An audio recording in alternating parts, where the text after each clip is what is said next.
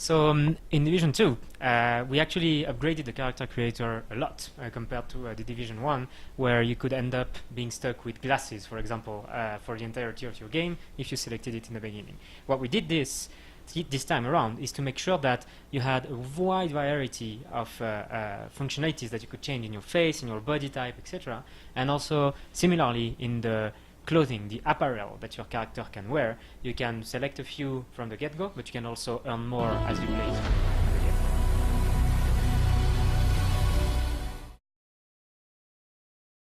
So the way it works is, of course, it's a shooter looter, so you always want to improve your equipment and improve your weapons, your gear, etc.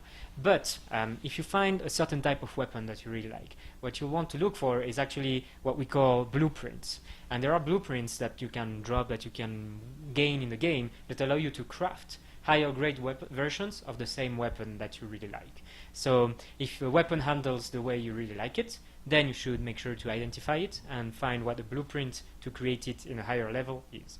But also, the game basically will drop regularly the better versions of the same weapons with higher stat rolls as you progress through the character and the story.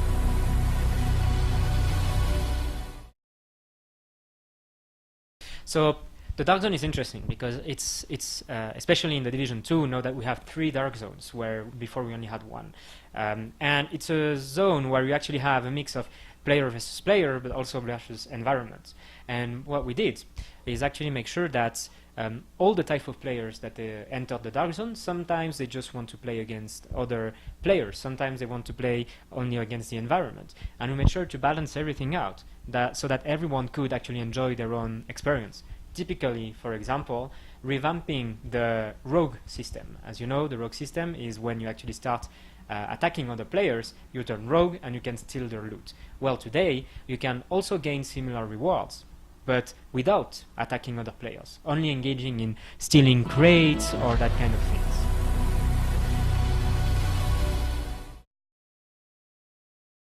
So, overall, the main mission of your character in the Division 2, as you're playing of an agent of the Division, your sworn duty is to make sure that civilians and society as we know it doesn't crumble. And the thing is that in Division 2, as you're brought to Washington, D.C. 7 months after the release of the deadly virus, well, everything has been shaping up in not the best way, because there is actually 3 different factions that are trying to take control of Washington, D.C., because who controls Washington, D.C. actually can control maybe the entire nation.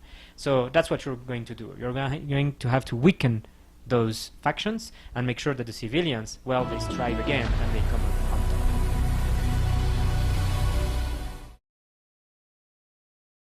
Hi to everyone at TribuGamers.com. I hope that you guys will enjoy the game and see you soon in Washington, D.C.